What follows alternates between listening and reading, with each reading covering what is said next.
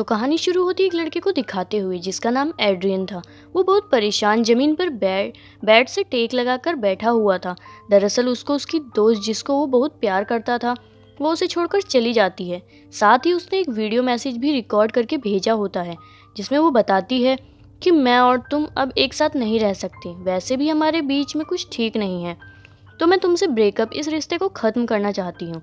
अब एड्रियन उसका मैसेज सुनकर बहुत ज़्यादा परेशान हो जाता है क्योंकि वो उसे बहुत पसंद करता था और साथ ही एक बार में चला जाता है जहाँ पर वो खूब शराब पीता है। उसने इतनी ज़्यादा शराब पी ली थी कि अब वो अपने होश में भी नहीं रहता, उससे चला भी नहीं जा रहा था। तभी उसे संभालने बार में काम करने वाली एक लड़की आती है जिसका नाम फेबियाना होता है। एड्रियन से अपनी गाड़ी भी नहीं चलाई जाती, वो इसलिए फेबियाना अपने घर ले जाती है। रात को वो सोकर जब सुबह उठता है तो फेबियाना से बिना बात किए ऐसे ही अपने घर के लिए चला गया था। ये बात फेबियाना को बहुत अजीब लगती है। वो सोचती है कि देखो ज़रा, रात में को मैंने इसकी मदद की, इसने मुझे थैंक यू, शुक्रिया तक भी नहीं कहा। मगर जल्दी शाम में एड्रियन को अपनी गलती के बारे में पता चल गया था कि उसे फेबियाना का शुक्रिया अदा करना चाहिए था। उसने कल रात उसकी मदद की थी। जब शाम को वो बार में फेबियाना से मिलने जाता है तो जल्द ही इनकी दोस्ती हो जाती है क्योंकि वो अकेला भी था और उसे एक दोस्त की भी ज़रूरत थी। उनकी दोस्ती इतनी अच्छी हो गई थी कि फेबियाना जल्द ही एड्रियन के घर में शिफ्ट हो जाती है। उन दोनों का एक अलग ही रिश्ता शुरू हो गया था। दोनों एक दूसरे को पसंद करने लगी थी।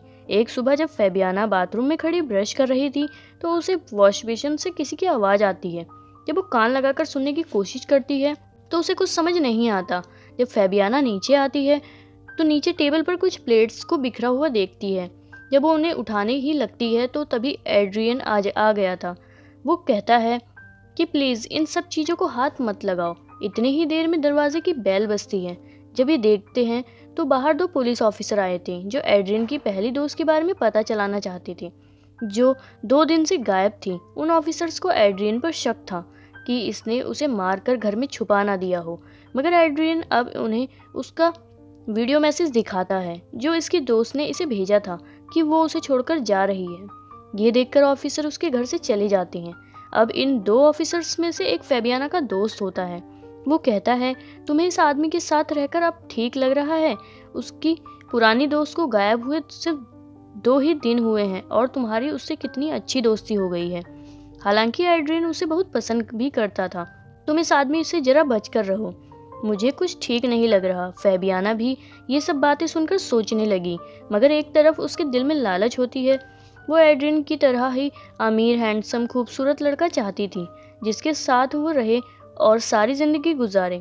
इसलिए चाहे जो भी कुछ भी कहे वो एड्रियन के साथ ही रहने का फैसला करती है। अब कुछ दिन ऐसे ही गुजर जाते हैं। एड्रियन के घर में फेबियाना के साथ कुछ अजीब बातें होने लगती हैं। एक दिन जब वो नहा रही थी तो शावर से एकदम गर्म पानी निकलना शुरू हो गया था। इससे उसका जिस्म भी जल जाता है। जब वो एक रात बाथटब में बैठी थी तो अचानक से पानी वाइब्रेट, हिलने लगता है। इससे अब वो और भी ज़्यादा डर गई थी। उसे लगने लगा था कि एड्रियन के घर में किसी भूत आत्मा का साया है। जब इस बारे में वो एड्रियन को बताती है तो उसे इसकी बातों पर यकीन नहीं होता। वो कहता है कि ऐसा कुछ नहीं है मेरे घर में। अब इसी तरह एक दिन फेबियाना को घर से एक चेन में एक चाबी मिलती है जिसको उसने अपने गले में पहन लिया था। उसे एक लॉकेट के तौर पर पहना हुआ बहुत अच्छा लग रहा था। तभी अचानक से घर की लाइट्स बंद हो जाती हैं। फेबियाना नीचे से किसी की आहट को महसूस कर रही थी। तभी कोई उस पर हमला कर देता है। थोड़ी देर बाद एड्रियन भी आ गया था। वो फेबियाना को उठाकर बैठाता है और पानी देता है।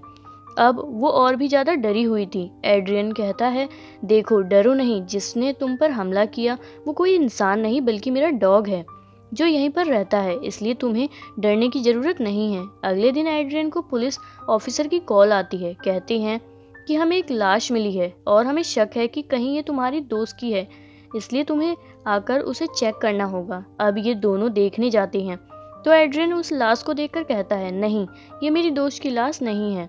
इस बात को फेबियाना थोड़ा घबरा जाती है और नाराज हो जाती है। एड्रियन भी उसके दिल की बात को समझ रहा था। कहता है देखो, तुम्हें परेशान होने की ज़रूरत नहीं है। अगर ऐसा हुआ भी, मेरी दोस्त जिंदा हुई भी या वापस आ गई, मैं अपनी ज़िंदगी में वापस नहीं जाऊंगा जब मैं पलट कर नहीं देख सकता। तुम ही हमेशा मेरी ज़िंदगी में रहोगी। ये सुनकर फैबियाना खुश हो गई थी।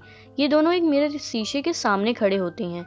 बाहर से तो वो शीशा था, मगर अंदर एक लड़की थी जिसकी बहुत बुरी हालत थी। वो इन दोनों को देख रही थी, जो कोई और नहीं बल्कि एड्रियन की दोस्त थी, जिसको वो पसंद करता था, जो कई दिन से गायब थी, जिसने एड्रियन को वीडियो मैसेज भी भेजा था कि हमारे बीच में कुछ भी ठीक नहीं है, इसलिए मैं तुम्हें छोड़कर जा रही हूँ। लेकिन अब वो एड्रियन के घर में ही कैद थी। वो शीशे के उस पार एक कमरे में बंद होती है। बाहर से तो वो शीशा नजर आता था, मगर अंदर से वो एक कमरा था जहाँ पर खड़ी एड्रियन की दोस्त फैबियाना और उसे देख रही थी। मगर बाहर से कोई नहीं देख सकता था। अंदर से तो घर की हर चीज नजर आएगी, मगर बाहर खड़ा इंसान अंदर नहीं देख सकता। एड्रियन की दोस्त की हालत बहुत ज़्यादा ख़राब थी। यहाँ से कहानी फ्लैशबैक कुछ वक्त पहले की दिखाई जाती है कि आखिर ये लड़की यहाँ पर फंसी कैसे। दिखाया जाता है एड्रियन अपनी दोस्त, जिसका नाम बेलेन होता है, उसके साथ बहुत खुश था। एड्रियन को इस शहर में उसके साथ एड्रियन को इस शहर में ऑर्केस्ट्रा, जो हाथ के इशारों से म्यूजिक को कंट्रोल करते हैं, एक म्यूजिशियन बैंड में नौकरी मिली थी। इसलिए वो बेलेन के साथ इस घर में शिफ्ट हुआ। वो दोनों हंसी खुशी अपनी जिंदगी गुजार रहे थे। एड्रियन की आदत हर लड़की से फ्री होने की थी। एक दिन बेलेन उसे एक लड़की के साथ देख लेती है, जिसके बाद उसे उस पर शक होने लगता है। वो एक दिन बैठी चाय पी रही थी। उसके पास एक लेडी आकर बैठ जाती है, जो कि उसके घर की मालकिन थी, जहाँ पर दोनों रहा करते थे। बेलेन बहुत दुखी होकर और उस लेडी को बताती है, एड्रियन मेरा भरोसा तोड़ रहा है। हालांकि मैं उससे बहुत प्यार करती हूँ। मुझे दुख होता है जब मैं उसे किसी और के साथ देखूं।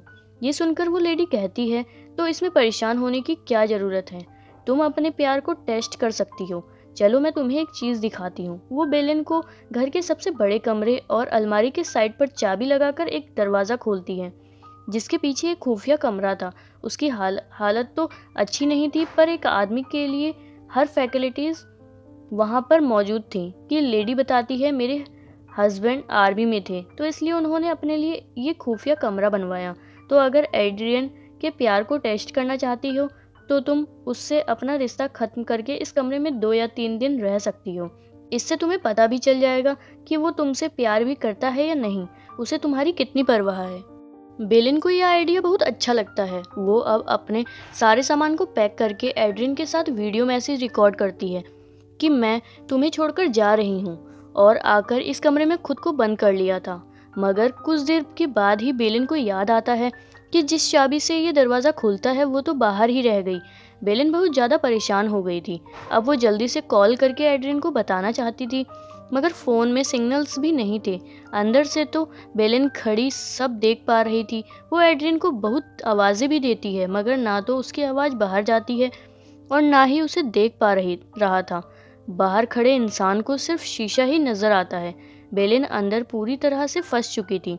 एड्रियन जो कि बाहर बैठा था, वो उसे याद करके रो रहा था, और ये वही सीन था हमने कहानी के शुरू में देखा। मगर एक दिन के बाद भी एड्रियन को फैबियाना मिल गई। ये देखकर वो बेलिन और ज़्यादा दुखी हो जाती है। सोचती है कि एड्रियन तो मुझसे बहुत प्यार करता था, वो मुझे ऐसे धोखा कैसे दे सकता है। मुझे तो लगा था कि मेरे गायब होने के बाद उसे मेरी बहुत परवाह होगी, मगर ऐसा कुछ भी नहीं हुआ। तो एड्रियन की दोस्त बेलिन इस तरह यहाँ पर कैद हो गई, जो अब तक ऐसे ही रह रही है। तो कहानी अब दोबारा से प्रेजेंट मौजूदा दौर में आती है। बेलिन अंदर से सब कुछ देख पा रही थी, तो फैबियाना को देखती है, जो सुबह उठकर बाथरूम में ब्रश करने जाती है, जिसे फिर से वॉश बेसिन के सुराख से आवाज़ें आ रही थी। और यहाँ पर अब हमें पता चलता है कि वो आवाज़ें किसी और की नहीं बल्कि बेलिन की थी, जो अक्सर ऐसी ही बोलकर फैबियाना को परेशान किया करती थी, क्योंकि एड्रियन की ज़िंदगी में उसकी जगह फैबियाना ने ले ली थी। वो ऐसे ही उसे तंग करने के लिए बाथरूम के पानी को कभी ठंडा कभी गर्म करती। इस सब बातों से फैबियाना तंग आ गई थी। वो एड्रियन को बताती है कि तुम्हारे घर में भूत है, तो समझते क्यों नहीं बात को मेरी। मगर एड्रियन को उसकी किसी भी बात पर यकीन नहीं आता। एक दिन फैबियाना जब घर पर अकेली थी, तो वो वॉश बेसिन में पानी भरकर कहती है कि बताओ तुम कौन हो? तुम क्या कोई आत्मा हो? दूसरा सवाल वो करती है, या फिर कोई इंसान? तभी पानी वाइब्रेट होने लगता है। हम देखते हैं कि इसी खुफिया कमरे में बेलन पानी के पाइप पर जोर जोर से किसी चीज़ को मार रही थी, जिससे पानी वाइब्रेट होने लगता है। फैबियाना को इस बात का अंदाज़ा हो गया था कि इस घर में कोई इंसान है जो मुसीबत में फंसा हुआ है, जो उसे देख सकता है। अब जब वो कमरे में जाती है तो उधर एड्रियन का डॉग था, जो शीशे को खोलने की कोशिश कर रहा था, क्योंकि एक वही डॉग था जो जानता था कि बेलेन इस शीशे के पीछे फंसी हुई है। उसे ये देखकर पता चल गया था कि एड्रियन के दोस्त इस शीशे के पीछे फंसी हुई है और उसे मदद की ज़रूरत है। इसके बाद जब वो कमरे में अलमारी चेक करती है तो उसे एक लॉक मिल जाता है, जो एक चाबी से खुल सकता था, उसी चाबी से जो इसने गले में लॉकेट समझकर पहनी थी। जब ये उस चाबी को लॉक में लगाने की ही लगती है, तभी रुक जाती है। उसके दिल में भरे लालच ने उसे रोक लिया था, क्योंकि ये इस बात को जानती थी कि एड्रियन जैसे अमीर लड़का अपने पुराने प्यार के आने से इससे दूर हो जाएगा, इसलिए ये दरवाज़ा नहीं खोलती और उस कमरे को ही बदल देती है। जब एड्रियन घर आता है तो वो अपना कमरा बदला हुआ देखकर काफ़ी हैरान भी होता है, और कुछ बदला बदला भी था। फैबियाना को उसे देखकर ये लगता है कि वो अपनी दोस्त की वजह से परेशान है। अगली सुबह फैबियाना का पुलिस ऑफिसर दोस्त घर आता है, जिसने इसे पहले भी एड्रियन के बारे में बताया था कि वो अच्छा इंसान नहीं है। वो फैबियाना को लाकर एड्रियन की लड़की के साथ तस्वीरें दिखाता है, जिसे देखकर फैबियाना भी अब समझ गई थी कि एड्रियन अच्छा लड़का नहीं है। वो अब दोबारा से वॉश बेसिन के पास जाकर और उसमें पानी भरकर फिर से सवाल कि तुम कौन हो, मगर अब कोई जवाब नहीं आता। फैबियाना डर गई थी कि कहीं एड्रियन की दोस्त मर तो नहीं गई, क्योंकि उसे गायब हुए 2 हफ्ते हो चुके थे। अब ये धीरे धीरे उस अलमारी की तरफ बढ़ती है। ये चाबी लगाकर जब दरवाजे को खोलती है तो अंदर की बहुत बुरी हालत थी। थोड़ा सा आगे जाने पर इसे बेलेन बेहोश मिलती है। जब उसके पास जाकर उसे जगाने की कोशिश करती है, तब बेलेन जागकर फैबियाना के सर पर कुछ दे मारती है। वो वहीं पर बेहोश हो गई थी। वो उसे छोड़कर बाहर आ जाती है। अब बेलेन के पास उस दरवाजे की चाबी भी थी। वो बाहर आ चुकी थी। जैसे पहले बेलेन कैद थी, अब फैबियाना उस कमरे में कैद हो चुकी थी। बेलेन अपनी और एड्रियन की एक तस्वीर को उसी शीशे पर चिपका देती है। साथ ही उसने चाबी को भी शीशे के सामने बेड पर रख दिया था। अब जब एड्रियन घर आता है तो उसका डॉग उसे वो चाबी देता है और शीशे पर चिपकी हुई तस्वीर को भी देखता है। फैबियाना अब उस शीशे के पीछे कैद थी, जहाँ पर पहले बेलेन थी। फैबियाना के लालच ने उसे फंसवा दिया, उस इंसान के पीछे जिसने कभी किसी की कदर ही ना की। एड्रियन जो कि अब परेशान था कि फैबियाना भी गायब है और पुलिस दोबारा से उसी पर शक करेगी और इस बार शायद उसे पकड़कर भी ले जाए।